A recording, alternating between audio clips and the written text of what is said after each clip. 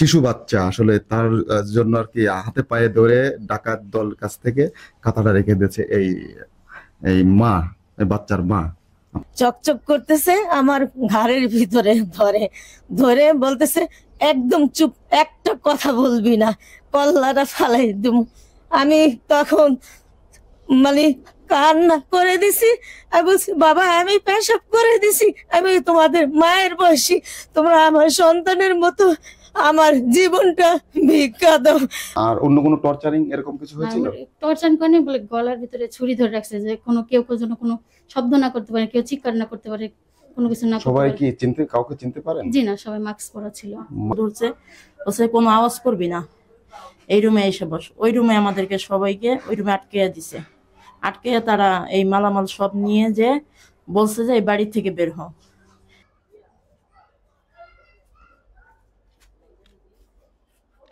আচ্ছা, এই বাড়িতেই তো ডাকাতি হয়েছে তাই না? প্রত্যেকটা রুমে কি ডাকাতি হয়েছিল? আচ্ছা আচ্ছা, এই রুমে বসবাস করতো কে? আমি আচ্ছা একটু কথা বলি।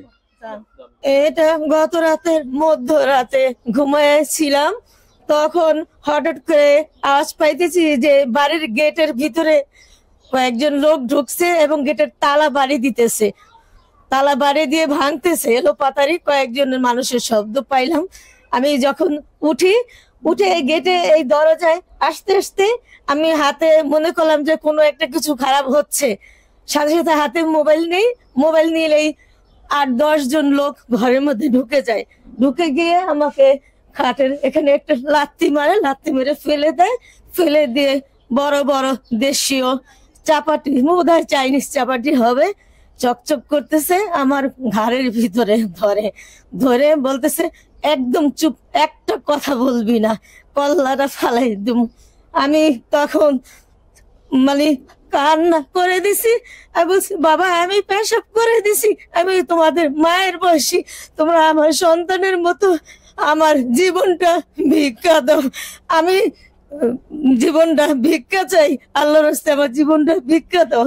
তখন আমার হাত থেকে মোবাইলটা নিয়ে যায়, কোথায় ফোন দিয়ে দিস বইলা আমার ওখানে ফালাই দিয়ে দোনো ঘাড়ে 2টা বড় বড় চাইনিজ চাপাটি ধরে রাখে এবং 7-8 জন ভিতরে ঢোকে।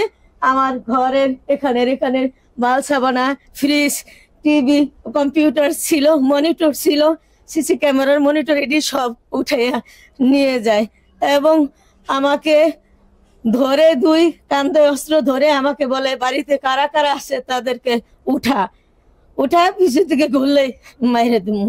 আমি বলছি বাবা আমি উঠাইতেছি, আমারে একটু ছাড় দাও, আমি উঠাইতেছি বলে পরে সব ভাড়াটিয়াদের এক এক করে রুমের ভিতরে যাওয়ার আগেই দেখি যে প্রায় আরো 20-30 জন, সবাই হাতে দেশীয় অস্ত্র এবং 2 জনের হাতে, একজনের কোমরে পিস্তল ছিল, আরেকজনের হাতে লাল লাইট জ্বলতেছে, পিস্তল নাকি বলে কারেন্টের গান নাকি, ওইটা মাথার কাছে ধরছে। বেশি কথা বললে 8 ঘন্টার মধ্যে মইরা যাবি, জান চাস না আরো কিছু চাস না মাল চাস? আমি বলছি বাবা আমার একটা ব্যাগে কিছু কাগজ আছে, আমার এইটা তো মাল চাস, জান চাস না কি চাস তুই বল? বাবা জান চাই, জান বাঁচতে দাও। পরে ওই ভাড়াটিয়ারে উঠাইতে বলছে, এক এক করে সব ভাড়াটিয়াদের দরজা ধাবা বাইরে দিতেছে সবাই মিল্লা। তারপরে বাইরে ঢুকেই সবাই ঘরের মোবাইল গুলো নিয়ে নিচ্ছে এবং মহিলাদের এদের সব চাপাটি দিয়ে এক রুমের ভিতরে নিয়ে আটকায়া এরপরে ফ্রিজ, টিভি, জিনিসপত্র সব গাড়িতে উঠে নিয়ে যেছে। কোথা থেকে এত লোক আসছে বাবা আমি জানি না।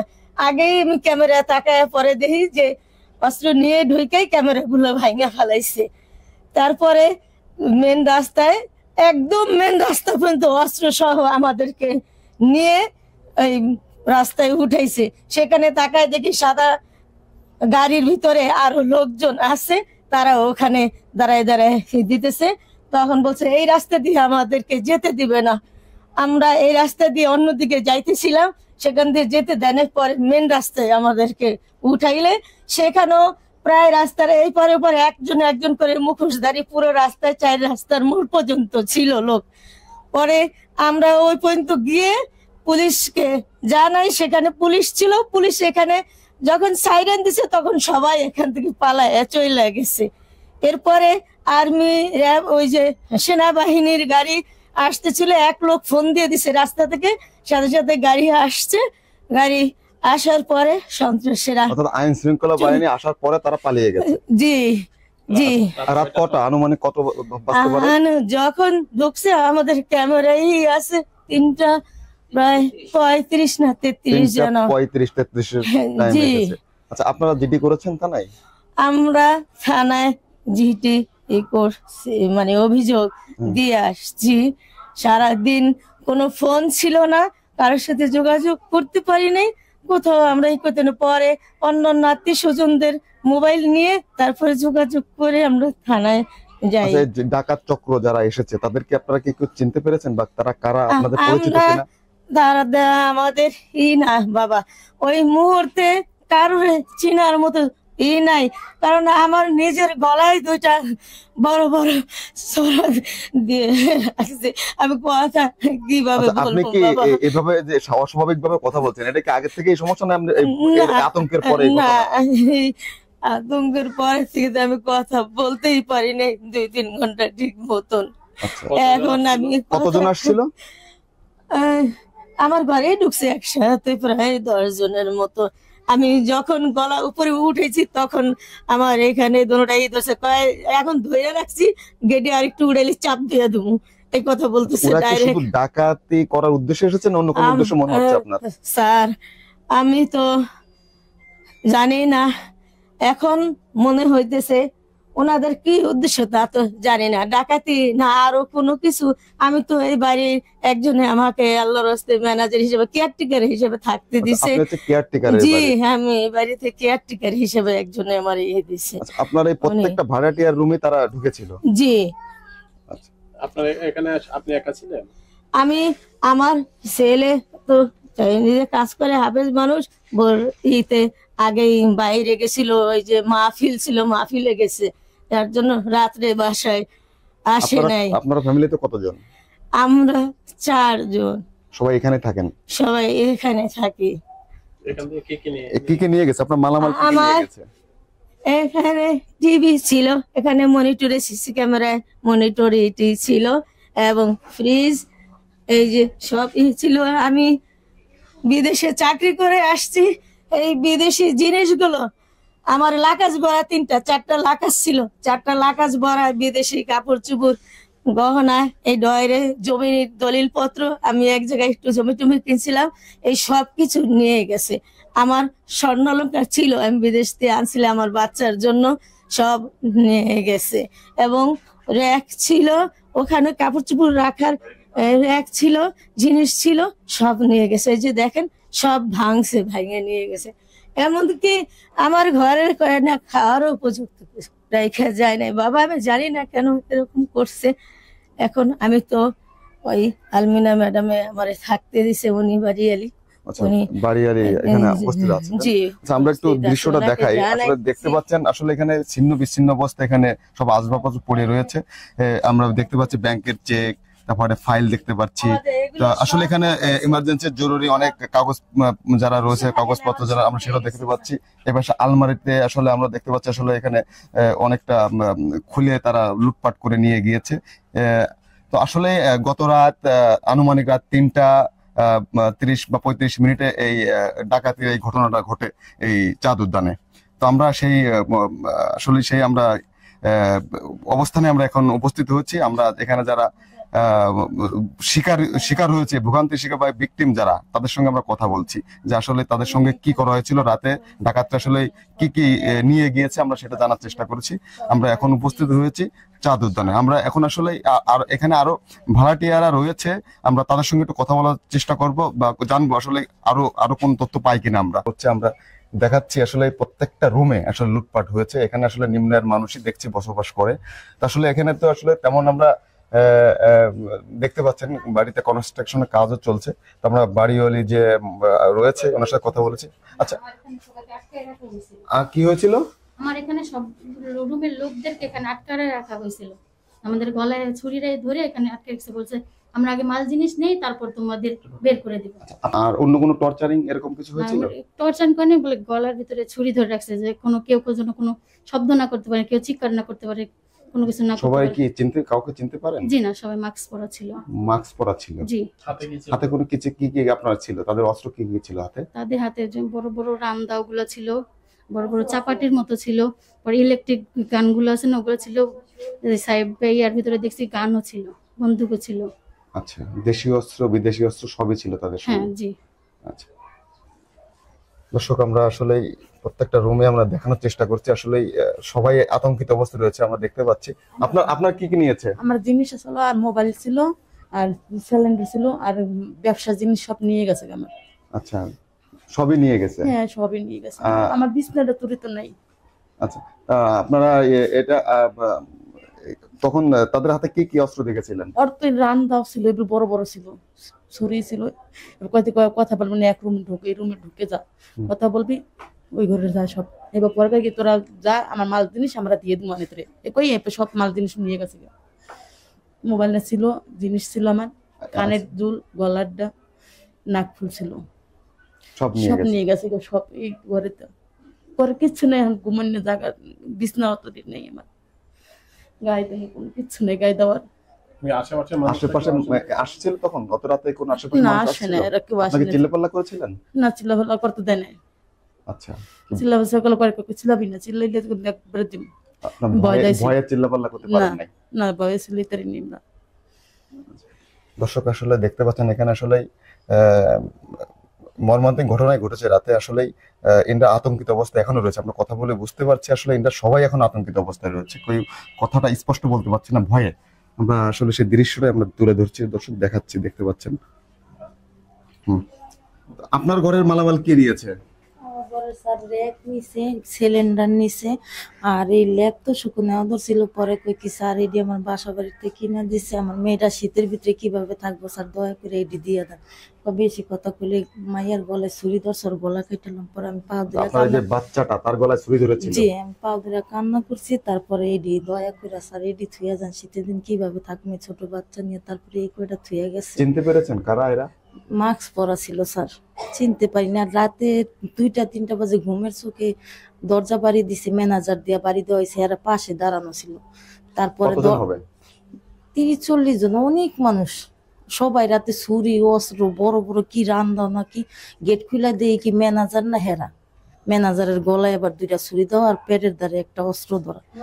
পরে ম্যানেজার নিয়ে কান্দে দেখে পেট পাশে একটা লাথি দিছে। পরে আমগুলো কয় কি যা আছে সব বাই করে দেয়।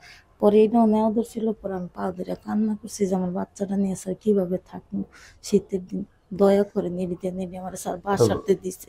দয়া করে এই কথাটা রেখে গেছে, এইটা রাখা গেছে। পা ধরে কান্না করছি আর যে শীতের দিনে এই বাচ্চাটা নিয়ে আমি কিভাবে থাকবো আমার বাসা থেকে। দর্শক, আসলে দেখতে পাচ্ছেন কি একটা মর্মান্তিক ঘটনা। একটা শিশু বাচ্চা আসলে তার জন্য আর কি হাতে পায়ে ধরে ডাকাত দল কাছ থেকে কাঁথাটা রেখে দিয়েছে এই মা, এই বাচ্চার মা। আপনারা আসলে এই দৃশ্যটা আসলে আমিও মেনে নিতে পারছি না, এতটা কষ্ট লাগছে আসলে। তো এটা হলো আসলে এই অবস্থা। আমার হচ্ছে ফ্রিজ ছিল, কারেন্টের মেশিন ছিল, তারপর আরো মানে কম্বল শীতের দামি যে বিদেশি কম্বল গুলো এগুলো, তারপর সিলিন্ডার ছিল, চুলা ছিল, এগুলো। আপনারা তো ভাড়াটিয়া এখানে, তাই না? জি। এটা কতজন আসছিল তারা এবং তাদের কি কষ্ট নিয়ে আসছিল তারা? তারা প্রায় 15-20 জন ছিল। তাদের কাছে হচ্ছে ওই যে কি বলে ওগুলো, সামুরাই না কি বলে, এই বড় বড় যে রামদাওয়ের মতো ওগুলো ছিল।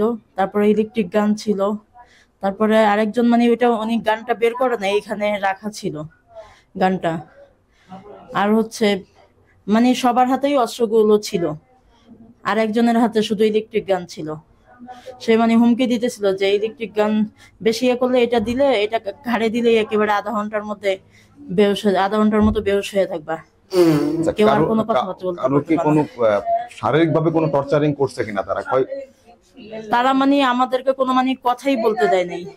আমরা যে কোনো চিৎকার দিব, কাউকে ডাক দিব, এরকম কোনো আমাদের সিচুয়েশন ছিল না। আমি হচ্ছে আমরা দরজার ভিতর দিয়ে লাগানো ছিল, আমার মোবাইলে আবার সিসি ক্যামেরা কানেক্ট ছিল। তো আমি বাহিরের আওয়াজটা শুই নেই, আমি তাড়াতাড়ি সিসি ক্যামেরা চালু করছি, তখন আমি দেখি যে আসতেছে তারা। আমি তাড়াতাড়ি সিসি ক্যামেরার রেকর্ডিং মানে স্ক্রিন রেকর্ডিং শুরু করছি। তারপরে মানে এর মধ্যেই তারা দেখে ফেলছে যে সিসি ক্যামেরা আছে, ওইটা ভেঙে ফেলছে সিসি ক্যামেরা। পরে বন্ধ হয়ে গেছে। পরে দরজা বাইরে লাইট লইতে তারপরে আমাদেরকে বের কইরা সাথে সাথে মানে দরজাটা খুলছি আর সাথে সাথে অস্ত্র ধরছে, বলছে কোনো আওয়াজ করবি না, এই রুমে এসে বস। ওই রুমে আমাদেরকে সবাইকে ওই রুমে আটকে দিছে। আটকে তারা এই মালামাল সব নিয়ে যে বলছে যে এই বাড়ি থেকে বের হও, নাহলে জানের থেকে বেশি তো মালের জিনিস না, নাহলে জান নিয়ে নেব। তারপর আমাদেরকে বের করে দিছে। কোনো চিল্লাপাল্লা করতে দেয়নি আপনাদের? আমাদেরকে কোনো মানে সেই সুযোগটাই দেয় নাই। মানে এত ধারালো অস্ত্র মানে এর মধ্যে বাড়ি দিছে, ওইটা পুরো কেটে গেছে। মানে রশিতে একটু হালকা ছোঁয়া দিছে, মানে এত পরিমাণ ধারালো অস্ত্র যে আমরা কথা বলবো সেরকম কোনো সিচুয়েশন নাই। আপনার এখান থেকে কি কি মালামাল নিয়েছে আপনার? আমার তো বললাম ফ্রিজ ছিল, তারপরে কারেন্টের যে ইলেকট্রিক মেশিন গুলো, সেলাই মেশিন সেটা ছিল, সিলিন্ডার ছিল, তারপরে কম্বল ছিল, এগুলো ছিল। তো দর্শক দেখতে পাচ্ছেন আসলে এনাদের ফ্রিজ, ইলেকট্রিক মেশিন, সেলাই মেশিন, আদারওয়াইজ মোবাইল, এভরিথিং সব নিয়ে গিয়েছে। আসলে এনাদের আয় রুজি রুটির যে ইনকাম সোর্সের যেগুলো মালামাল থাকে সেটাই আসলে নিয়ে গিয়েছে। আমরা আসলে নিম্ন আয়ের মানুষ, আমরা দেখতে পাচ্ছি আসলে। তো আমরা এখন উপস্থিত রয়েছি চাঁদ উদ্যান লাউতলার যে শিশু পার্ক, তার অপোজিটে আসলে ঘটনা ঘটেছে গতকাল রাত আনুমানিক 3:30 বা 35 মিনিটে। তো এখানে মর্মান্তিক ঘটনায় ঘটেছে। আসলে এটা অঘটন ঘটে যেতে পারতো, সেটা হয়তো আল্লাহ করেন, আল্লাহর দয়াতে আসলে এটা এনাদের জানি বাঁচিয়ে দিয়েছে। তারা আসলে দেশীয় অস্ত্র, বিদেশি অস্ত্র সব নিয়ে এখানে এসেছিল। দর্শক আমরা আসলে চাঁদ উদ্যান লাউতলার শিশু পার্কের পিছন থেকে আমরা আসলে প্রতিবেদনটা তৈরি করেছি। এখানে গত রাতে ঘটনা ঘটেছে। তো এই বাড়ির মালিক, তাই না? আসলে এই ঘটনাটা আসলে কখন জানতে পেরেছেন আর কখন এখানে আপনি আমি এসেছেন? 4:30 দিকে আমার কাছে ফোন গেছে। তো আমার হাজবেন্ড তো এখন নাই, দেশে নাই, এই জন্য আর কি আমার এই জিনিসটা করতে হয়েছে, ব্যাপারটা করতে হয়েছে। আমি এটার জন্য প্রস্তুত ছিলাম না। তারপর শোনার পরে আমি আমার বাচ্চা কাচ্চার ম্যানেজ টেনেজ কইরা পরে যে থানায় গেছি, এখানে আর আসি নাই, ওরা থানায় গেছে, আমিও পাশাপাশি থানায় গেছি। থানা থেকে কি বলেছে আপনাকে? থানা থেকে ওই যে জিডি করাইলাম একটা, ওদেরকে দিয়ে জিডি করাইলাম, যেহেতু ওদের ঘরে ডাকাতি হয়েছে, ওদেরকে দিয়ে জিডিটা করানো হয়েছে। আপনার কি মনে হচ্ছে আসলে ডাকাতিটা আসলে এই আপনার এই বাড়িতে আসলে নেয়ার মতন কিছু দেখা যায়? হ্যাঁ, না, কনস্ট্রাকশন কাজ চলছে, আসলে আসলে এটা একটা দখলদারির চেষ্টা এ ধরনের চলছে। এর আগেও আমি একজন কেয়ারটেকার দিছিলাম, তারা ম্যানেজ করে তাদের কইরা নিয়ে গেছিল, বুঝছেন। তারপরে ওরে কোনো অনেক কষ্টে তাদেরকে করতে হয়েছে আর কি, বের করতে হয়েছে। এটা এই ঘটনা দখলদারি আপনার আগে হয়েছিল? এটা আসলে আর কি গত যে আওয়ামী লীগ আমলের সরকারের সময় হ্যাঁ হয়েছিল? হ্যাঁ, আওয়ামী লীগের সরকারের সময়। হ্যাঁ, আচ্ছা আচ্ছা, যে আওয়ামী করেছিল লীগের লোকগুলি সাথে নিয়ে, হ্যাঁ, নাম কি তাদের সেগুলো বলতে তার পারবেন? লিটন শিকদার, লিটন তার সাথে আমাদের একটু লেনদেনেরই আছে, ঝামেলা আছে। পারিবারিক হ্যাঁ, ভাবে। পারিবারিক আগের থেকেই আমাদের কাছ থেকে কিছু টাকা নিছিল। টাকা নেওয়ার পরে সে চেক দিয়া টাকাটা ফেরত দেয়, ব্যাক করে নেয়। তখন আমার হাজবেন্ড ওই টাকার চেকের এগেইনস্টে একটা মামলা করছে, সেই থেকে সে পিছনে লাগায়। এখন আসলে আপনার কি মনে হচ্ছে যে ওই লিটন শিকদারের লোকজন আসতে পারে? হতে পারে। তার আগে তো সেই ওই লোকটারে, যে আগে যে একজন ছিল, ওকে সেই করছিল, কনভিন্স করে ফেলছিল। আচ্ছা, এখন সে আবারও কি সেটাই চাচ্ছে নাকি এটাই করতে চাচ্ছে, এরকম হতে পারে। আপনার সঙ্গে কি যোগাযোগ হয় লিটন শিকদার? না না, আমার সাথে হয় না, আমার সাথে হয় না। আচ্ছা, তো আসলে কেন আপনার সাথে এরকম করতে পারে তারা? আসলে কি উদ্দেশ্যে? জমি তো আপনারই, তাই না? কেন আবার তারা দখল নিতে চাচ্ছে? এখন কি বলবো, এই এলাকাটা মানে এমনই তো হচ্ছে, একজনের আরেকজন দখল করতেছে, আরেকজনের আরেকজন দখল করতেছে, এটাকে কোনো মানে করতে পারতেছে না, তো কন্ট্রোল করতে পারতেছে না, যে নিয়ে যেটা করতে পারতেছে, বুক করতে পারতেছে, এরকমই কিন্তু হয়ে যাচ্ছে আস্তে আস্তে যে জিনিসগুলা। এখন আমি কি বলবো বলেন? এখন আমার সাথে আছে, আমাদের সাথে ওই যে লেনদেন, এটাই জানি। কিন্তু আগে যে কেয়ারটেকারকে, সে কি আপনারা আইনি ব্যবস্থা নিয়েছিলেন লিটনের বিরুদ্ধে? ওই যে একটা 44 দ্বারা করা হয়েছিল আর কি। হ্যাঁ, যেখানে দেওয়া আছে। তার আগের কেয়ারটেকারটাকে সে যেহেতু সেই করছে, হ্যাঁ, এখন আমার ধারণা সে হতে পারে, সেই হতে পারে।